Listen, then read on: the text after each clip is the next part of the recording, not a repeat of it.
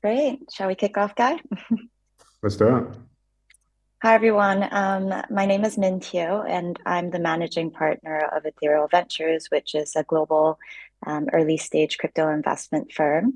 And it's a pleasure to be here today with Guy Young, who is the founder of Athena.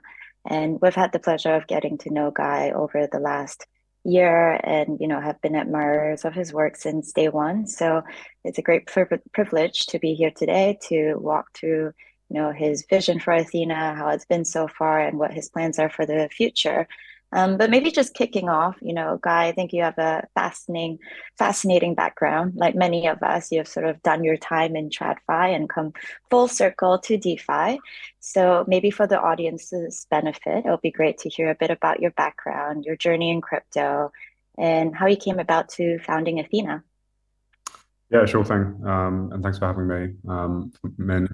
So yeah, I guess the background for myself before starting out with Athena, as you said, was in traditional finance. So I spent time in investment banking and then a distressed credit slash buyout fund. So we were looking at investments across the capital structure into financial services primarily. So looking at banks, insurance companies, specialty finance, those type of businesses. I had a friend who was a DeFi founder back in 2019 who introduced me to Ethereum and the applications being built on it back then. And it was just something that I was immediately interested in and sort of spent all my time on the side of my day job investing into DeFi and sort of learning about it.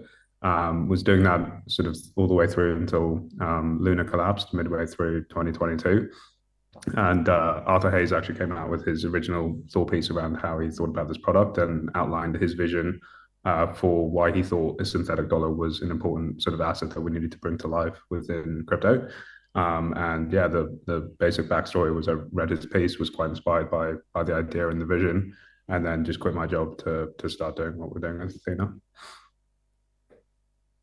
Fantastic. Thank you, Guy. And no, you've had a pretty crazy year. I think I was looking back to our messages and we first spoke in May 2023. And Athena since then has witnessed really awesome momentum.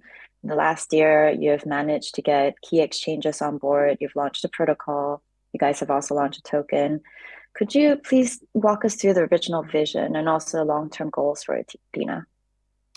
Yeah, I guess the basic vision was it's hard to argue against the idea that stablecoins or stable assets have become one of the most important instruments within crypto. But I guess the whole vision of what we're trying to do here in terms of building out systems within DeFi is actually disconnecting what we're doing from the legacy banking system. And to the extent that you still have a huge connective tissue with centralized stablecoins connecting DeFi to the rest of the real world, I think in our view, it kind of makes a little bit of everything we're doing quite pointless unless you're producing your own form of money to actually sort of plug into these applications.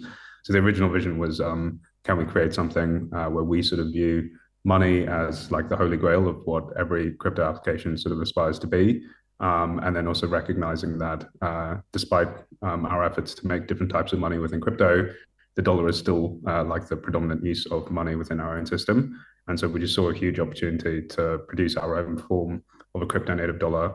And that was, I guess, the construction behind the product was how we viewed the optimal way to sort of getting towards that goal. Yeah, and I think, notably the beauty to me of Athena is it's very easy for end users to understand, to use. It's like very logical for integration partners as well. But on the back, it relies on a very elegantly designed and complex system. Could you walk through, in simple terms, the architecture of the system and how it's kept in balance? Yeah, sure. So at a very basic level, the original idea was to have Bitcoin or some other form of crypto assets that can be ETH, State, ETH, Solana, whatever you want. You can basically use that as collateral to margin a hedge using perpetual swaps on the other side. And the basic idea here is that you're long an asset on one side and then shorted on the other using derivatives to create what is the output of those two things coming together, which is essentially a synthetic dollar. I know it's obviously not as easy to understand as sort of just holding a T-bill or a bond within a bank and then issuing a normal stablecoin against that. But I guess the complication that sits there in the background, as you mentioned, we did try and abstract away from the users where essentially what's happening when you're interacting with Athena on chain is all you're doing is actually swapping other assets into USDe on external markets. So users who are coming to Athena who are not KYC sort of approved parties or market makers, they're actually just interacting with other users in AMMs like Curve and Uniswap. And then to the extent that like a buy for, just as an example, USDT comes into USDe, that's going to slightly imbalance the price of USDe in external markets, which opens up an arbitrage opportunity. And the same way that you see the minting and redeeming with Circle and Tether, that's all done with approved parties who actually interact directly. And the reason that we've sort of done that is, as you said, it makes it simple for the users just to do swapping when they're coming to Athena. And then you're pushing all of the complexity that you see in the back end and the system behind the hedging onto external market makers and Athena, essentially. I think there is a balance to be struck here, though, because sometimes I think as an industry, we do try and oversimplify the risks and complexity that sits behind these products and might actually misrepresent them to users when you make it too simple and they don't sort of understand what's actually going on in the background. So we have made quite a bit of effort to sort of try at least document exactly what those risks actually look like in the background, so that users are have a clean experience coming into Athena, but then also understand that it's not the same risks that sit behind Athena versus a normal stablecoin. Awesome. Thanks, Guy.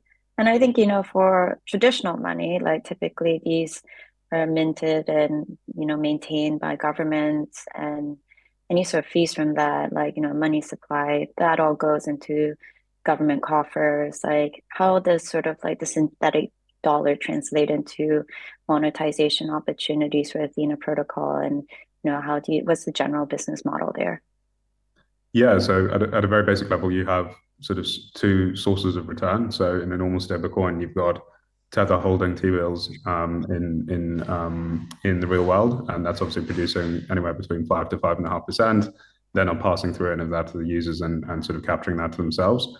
With Athena, the source of yield looks very different. So it's using crypto native assets like staked ETH, which obviously has an embedded sort of positive carry now on the collateral side. And then on the hedging side, what is quite interesting is that in crypto markets, generally people want to be long and they want to pay for leverage to be long. There is just a demand and supply imbalance for capital within the system where typically you get paid pretty interesting interest rates to sit on the other side of people who want to get leverage long using perpetuals.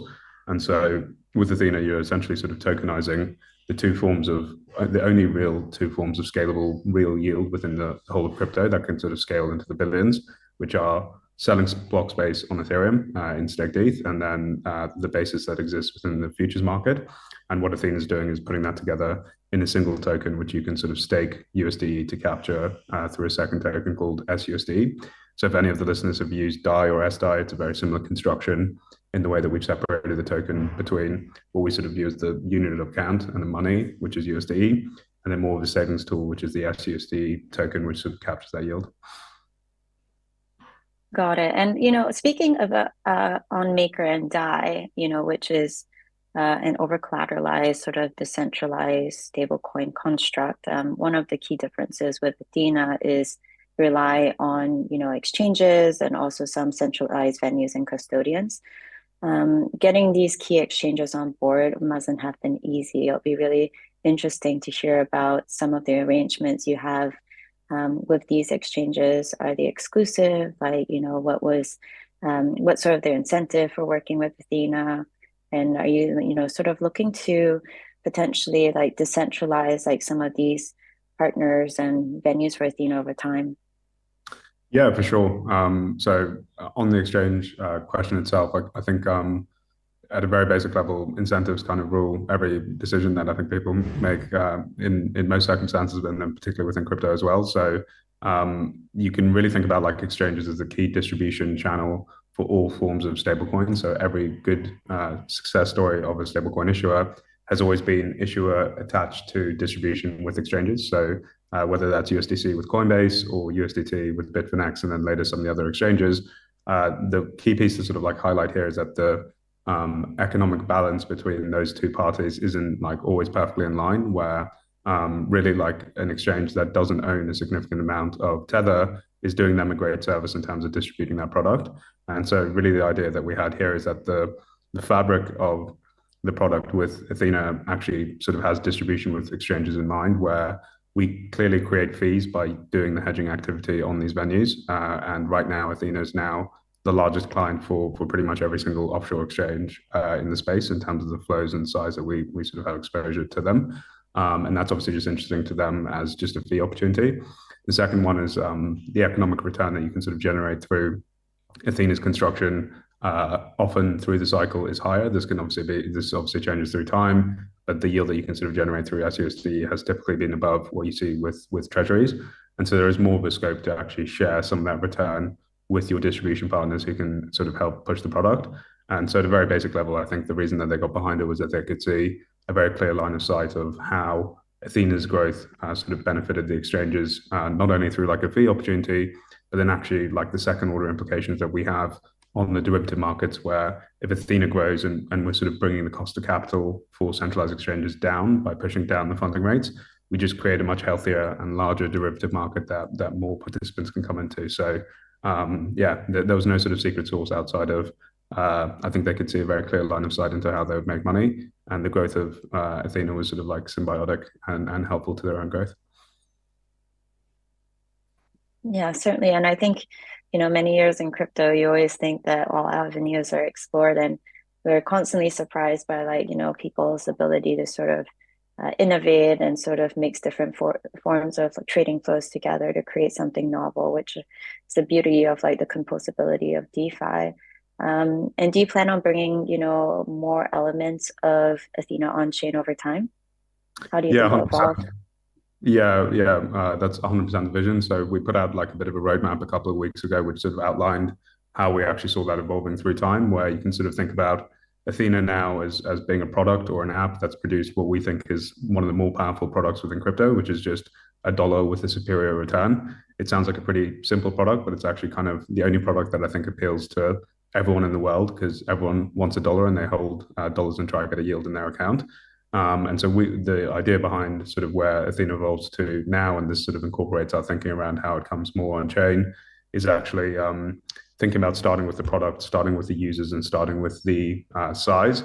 And then once you've got that, you start to move to thinking about your own network and your own chain, to then build an economy around that asset and that product. And part of that vision is actually bringing an exchange that sort of comes within the orbit of Athena, where we can start to move some of the flows that we do with centralized exchanges on chain. I think my view in terms of why you haven't seen decentralized exchanges fully catch up to sort of the size that you see on venues in CeFi is predominantly to do with liquidity. So the user experience, I think, is actually getting a bit closer now with some of the optimization that you've seen with some of the new chains, like Hyperliquid, for example, who are just running their entire stack on their own L1. We're getting pretty close in terms of like UX and performance for some of these DEXs that live on chain. But really, it's a question of actually getting that critical mass of liquidity from day one. And so the unique angle here that Athena can bring is sort of bootstrapping and helping to incubate some of those DEXs on chain. And we do sort of hope to bring some of those flows on chain eventually. Yeah, that makes a lot of sense. And I think you see Maker going down that direction as well, with their sort of pure DAI and new stable, tokens where people can sort of choose the fully decentralized version and the version of RWAs. And it's interesting to like sort of see market participants try to address the different needs of users here. And I think speaking about comparisons to sort of other stable coins, a few months ago there were some controversial takes comparing Athena to Terra, and like warning about the huge unwind that shook the crypto ecosystem a couple years back. Could you address a few of these concerns and talk about how Athena is designed to protect against these downside risks? Yeah, sure. I think at a very basic level, the key difference here between what Athena's doing and Luna is really just like the collateralization that's sitting behind the stable asset. So you can think about Terra's design as really being fully endogenous, where they were using their own governance token, which was like a 250, 300 volatility, like realized volatility asset to back a stable asset. And the problem here is that there was obviously this self-referential nature to the whole thing, where if like the Luna token went down, it obviously impacted the solvency of what the UST stable asset was able to sort of represent. Here with Athena, like all of the collateral is totally exogenous to the system. So USDe is fully backed 1-to-1. It's actually slightly over collateralized now because we have an insurance fund that sort of sits behind the asset. And so right now it's like roughly 102% over collateralized with external capital that has nothing to do with the Athena system. And so if we sort of think about the spectrum between a MakerDAO, an Athena, and a Terra Luna, Athena is actually much more comparable to MakerDAO. It actually has one small difference where MakerDAO is putting up, call it $200 of ETH, and then you borrow $100 of DAI against that. And the reason that you see that buffer there is because ETH is a volatile asset. All Athena has done is actually say, put up the ETH, but then hedge the ETH so that the volatility goes to zero. And that allows you to just collateralize it 1-to-1 rather than 2-to-1. And so in that sense, the design of Athena actually looks very similar to MakerDAO with just some sort of changes around the collateralization rather than something that was like Luna where it was essentially under collateralized and the collateral was fully endogenous to its own system. Yeah, and for what it's worth, I thought your team did an amazing job, communicating and addressing, sort of the community's concerns and addressing all their feedback. So would encourage everyone to sort of go through some of those old Twitter threads to understand the differences a bit better. But yes, Luna bad, Athena good, and we want Athena to work. I think speaking on community, the Athena token has gained a lot of momentum. I think Kai was saying how Athena has been talked about a lot today. I think the Athena token is one of the most watched tokens on Ethereum, probably, across various ecosystems as well. Could you talk about what it's like to manage a community of token holders and what are some of the cultural aspects that make the Athena community special? This is your first time as a protocol founder, and it's a whole new, I think, adventure for you in that sense. I'm very curious what it's been like. Yeah, it's an interesting one because I do remember the first week that we came out and we had some of the criticisms that you were seeing on Twitter, and it's actually a very strange experience to go from like your first 100 users to many thousands afterwards, where your first 100 users are kind of like your biggest fans. They like all like the product. They think it's an interesting idea, and they're there to support you on day one. And then the moment that you open up to the public, it was a bit of a rude awakening, I think, for me personally, at least, where it was just surprising to see that there was such like divisiveness around the product. That's And just they're something that we, noisy as well, very, very noisy, yeah, yeah, I agree 24/7. with that. Yeah. Yeah. So yeah, that was just like a bit of getting used to. As you said, this is the first time that I've done this as an individual. I think just the basic approach that we've had through time, and I put a tweet out about this after we sort of like announced our airdrop. I think I've just always tried to kind of treat the users that we have with Athena in the same way that I would want to be treated as a user with other protocols. So I sit and engage with a bunch of these apps myself in my spare time and have been doing for years. And so sort of see the extent to which some founders try and sort of like drag out and extract as much value as they possibly can from their users, with extended points campaigns or whatever it is, where you're just trying to like eke out as much value as you possibly can. I think my approach here was to sort of just say, if you have confidence in your product and you think that you've actually got product market fit, you don't need to drag out these games and try and extract as much as you can from your users. You should just have the confidence in yourself to go ahead and actually just move from like that pre-token sort of period into sort of like rewarding your users. And so I think generally the approach has just been try and make your early users who supported you on day one like rich, because that's just a very basic way to get people to sort of be behind what you're doing. And then always just feel like you're never trying to just maximally extract from your users and actually just think about how you would actually feel on the other side in their position. So that's just been our approach. You can't sort of like control all the variables that are here, and obviously market conditions can sort of change going forward. But we just try to be very clear with them up front. This is how we're running the program. This is how long we sort of expect it to go. And then and I think we just stuck to what we said, which was essentially the core philosophy. Yeah, absolutely. I think especially when you're managing a global community, it's a new adventure every day. And looking forward, what's next for Athena in terms of major product roadmap, milestones, ecosystem growth initiatives? Where you'd like to see the protocol, 1 year, 3 year, 5 years from now? Yeah, so I think I might just sort of split it up between USD, the asset, and then Athena, the Hmm. protocol. So I think we've still got like a lot of wood to chop when it comes to actually just growing USD and embedding it in more places. So I think the team did a reasonable job in terms of getting USD into different DeFi applications who would sort of like looked up to for many years, and they were pretty like willing to engage in terms of like integrating integrating it with DeFi. But we sort of see the next step of where we take USDe into two different pieces. You've got DeFi as the first step, where typically the users are more willing to engage with new and like untested products. The next phase that we see is actually doing more integrations with CeFi. I think I spoke at the beginning of how I see this as a huge distribution channel, and actually I think it's a weakness from other founders who just ignore CeFi in general, where they sort of see it as like an enemy when you're building stuff on chain. But I sort of see it as a huge opportunity to actually work closely with them and actually embed the product into what they do. So you might have seen a couple of weeks ago we had an announcement out with Bybit where you can actually start to use USDe with an embedded yield as collateral on Bybit shortly. This is a huge unlock where I don't think people appreciate how much tether demand actually sits for just margining linear perpetuals on exchanges. There's around $20 billion of tether, which is earning no yield on the collateral. So we think this is like a fundamentally game-changing piece, which is actually introducing an ability to capture yield on your collateral while you're trading on any asset on CeFi. And we sort of view the success of what Tether achieved as actually really what they achieved was the holy grail of becoming money on CeFi.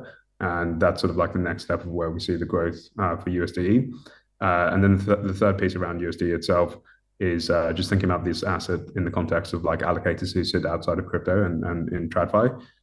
So one thing that looks quite unique about the yield is that there is a weak negative correlation to the yield and rates that you see in the real world. So it makes sense, right? When rates start to come down in the real world, people speculate more and more on crypto, funding rates come up, and actually the returns of like Athena go directionally the opposite way. That becomes quite compelling, I think, when you start to see a different rate environment going forward, where people who are starting to just dip their toes into crypto can get access to a safe dollar-denominated form of yield that's capturing, as I said, the two forms of scalable crypto native yield within the whole space into a single instrument. And so we sort of see the phase and evolution of servicing users within DeFi, expanding into CeFi, and then finally sort of view TradFi as the final piece there. And then the other two pieces that I mentioned around Athena and the protocol, we have ambitions to basically go in and build a chain around Athena, and really like USDe is going to be the core asset there. So the gas token around USDe, sequencer fees, network fees, all being channeled through into SUSD and providing like an additional yield for users on the core asset. And the idea here is that really like dollars and USDe can be the lifeblood for any financial application. Like every single primitive that you see within DeFi runs on dollars, and actually producing the dollar with the highest yield is an extremely powerful tool to sort of bring applications to come and build around that asset. And then the piece around the exchanges that I mentioned, where we'd be looking to support exchanges sort of associated with us on that network. Yeah, that's fascinating. You guys have a lot of work to do. But I mean, on the Athena protocol, are there any plans to bring on more collateral options to the protocol, like beyond ETH, BTC, and stable coins? I mean, there's a surge of altcoins and meme coins these days. Curious how you guys view that as playing a role in the protocol. Yeah, I think when we start putting like dog with hat into Athena, that's probably when you're getting close to the top of the cycle. So I'd just suggest that's when you take one step out the door. Yeah, I think at the moment, like the decision process really just sits around the depth of derivative market around the asset. So in the beginning, when we're designing the product, I think only BTC and ETH were sort of viable options. But now I think with the growth of Solana that you've seen in the last year, and the depth of derivative market that sits around that asset now, that's definitely an asset that we would look to include and sort of do that alongside actually expanding onto Solana the chain with USDe. We just have like a lot of room to still fill with BTC and ETH. So right now we're around only 11% of the open interest for ETH and sub 4% for BTC. So I think until we've sort of grown substantially from here on those two assets, would look to be adding Sol as well. So I don't want to rule out any of these other assets. It's just unless we think that we can support around 500 million of derivative positions against the asset, it just doesn't make sense for us from like an engineering perspective to be thinking about new ones. Yeah, 100%. I think there's so much more to do on that front without sort of, going straight for the wild, wild west. But I think we only have 5 more minutes left. And something that's on everyone's mind is how do we bring net new capital on chain? How do we drive more adoption? You touched on institutional capital, for example, which I think is still dipping their toes in at best in DeFi. DeFi is still very retail driven. What do you think will sort of drive further retail and institutional adoption? And is there anything that you'd like to see built in DeFi or crypto in the next 12 months to encourage that transition? I mean, I think there's still a ways to go with, sort of the onboarding experience, for example. But curious what you sort of see as a founder. I wish like this was more available to me. Yeah, I think on what like actually brings net new capital into crypto, one sort of narrative or theme I'd just like to pick up on that is probably like the RWA's one, which sort of sits in contrast to what we're doing with Athena. So I think that these are like useful products for crypto natives where at the bottom of a bear market, if you need somewhere to like park some cash, picking up 5% is sort of attractive. But I think like in a bull market, these are never products that like actually bring net new money on chain because anyone who's sitting in TradFi, it makes no sense to come and put money on like a T-bill sitting on chain with like additional layers of risk, both like technical, smart contract, regulatory, all those different pieces. And so these are like products that are actually built and the value is like captured by TradFi for the dollars that are going in there. I think the difference in approach that we've had is actually, can we produce a crypto native product that is actually uniquely enabled by crypto products, crypto returns, crypto sources of yield, and actually export that as a product out to TradFi, because that's how net new dollars come into our system, is when you produce things that they can't do themselves in the real world. And so I think that there's been a huge like narrative around this RWA piece, but I actually think we're thinking about it in the wrong way, which is we need to produce crypto native products that are actually attractive to TradFi rather than sort of try to replicate the things that they're doing in the real world on chain. That's, as I said, not to say like these are going to be useful products to some people, but this is not how hundreds of billions of dollars of like TradFi money flows on chain. This is sort of like a product that's for crypto natives at very unique moments in time when you can't capture more return within crypto yourself. In terms of what I think are like actually the big blockers going forward, and this might actually just touch on a more controversial point in terms of maybe just some concerns around DeFi going forward. I don't think it's really like a UX problem. I don't think it's like an onboarding problem. What we saw last cycle was actually if there's an interesting enough idea for someone to get on chain and engage, they find a way to do it. Like we had grandmas and celebrities like punting things on OpenSea and like on BSC shitcoin farms on on like pool twos. They found a way when like the return was interesting enough for them. I think the issue is actually more to do with two pieces. One is actually around security, where I think like the returns that you see, sorry, the default rates that you see within DeFi specifically are just totally unacceptable for like the level of capital that's within the system now. I think that is improving. But the bigger one, I think, for TradFi in particular is actually just thinking about how does DeFi interact with the KYC and AML regime in the real world? Because the way that it's constructed at the moment, where you can swap in an AMM with any individual around the world pseudonymously, is just not compliant with any KYC or AML framework, I think, in the real world for some of these institutions to come into. And so I think until we've actually sort of like solved that piece around how those institutions can actually interact on chain, whether it's like permission chains where you actually know who's on the other side or whatever it is, I don't see like real institutional capital coming into DeFi specifically until there's sort of clarity around that. Yeah, all fantastic points. And I think, we can do a lot better on those fronts. I think it's time to wrap, but, Guy, how can people learn more about you, learn more about Athena, get involved in the community? Yeah, so we're on Athena_labs on the Twitter. My handle's a bit complicated. Maybe we can like throw it in some other like at the end. But yeah, the Athena account will have everything that you want over there. And we've got a Discord and Telegram if you want to jump in there and ask any questions. Awesome. Great. Well, thank you so much for your time, Guy. Fascinating discussion. And, thank you for having us, SCB 10X.